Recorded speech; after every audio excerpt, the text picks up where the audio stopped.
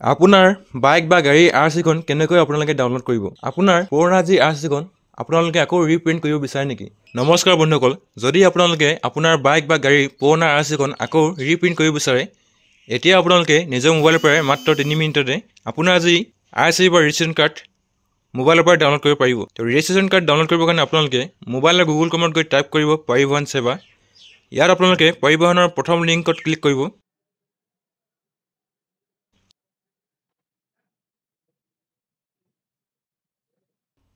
তাৰ পিছত আপোনালোকৰ এনেকৈ এটা পেজ খোল খাই আহিব ইয়াত আপোনালোকে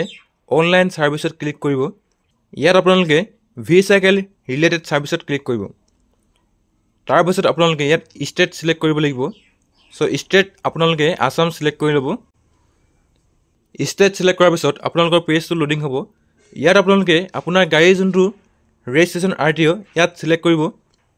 ৰেজিষ্ট্ৰেচন আৰটিও সিলেক্ট কৰাৰ পিছত টাৰ্মছ এণ্ড কণ্ডিশ্যন আৰু প্ৰাইভেচি পলিচি একচেপ্ট কৰি প্ৰচিডত ক্লিক কৰিব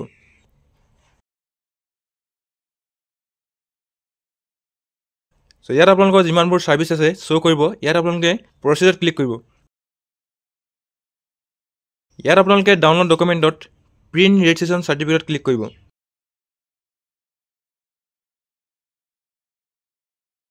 ৰেজিষ্ট্ৰেচন সাৰ্টিফিকেট প্ৰিন্ট কৰিবৰ কাৰণে ইয়াত আপোনালোকে ৰেজিষ্ট্ৰেচনৰ নম্বৰ বা আপোনাৰ গাড়ী নম্বৰটো ইয়াত এন্টাৰ কৰিব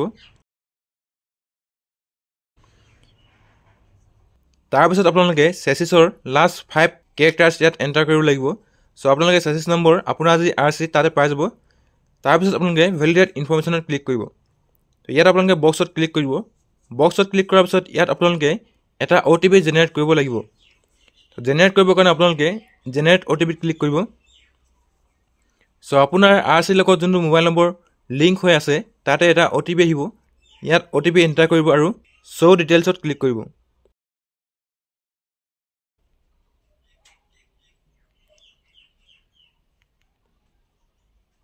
সো ইয়াত আপোনালোকৰ যোনখন আৰচি বা ৰেজিষ্ট্ৰেচন কাৰ্ড জেনাৰেট হৈ আহিব আৰু এইখন আপোনালোকে প্ৰিন্ট বটনত ক্লিক কৰি যদি আপোনালোকৰ প্ৰিন্টাৰ আছে ইয়াত আপোনালোকে প্ৰিন্ট কৰি ল'ব পাৰে সো বন্ধুসকল এনেকৈ আপোনালোকে যিমানে পুৰণা বাইক বা গাড়ী যি আৰচি আপোনালোকে আকৌ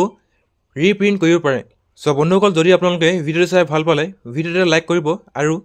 যদি আপোনালোকে চেনেলত নতুনকৈ আহিছে চেনেলটো সাবস্ক্ৰাইব কৰি ভিডিওটো যিমান পাৰে সিমান শ্বেয়াৰ কৰিব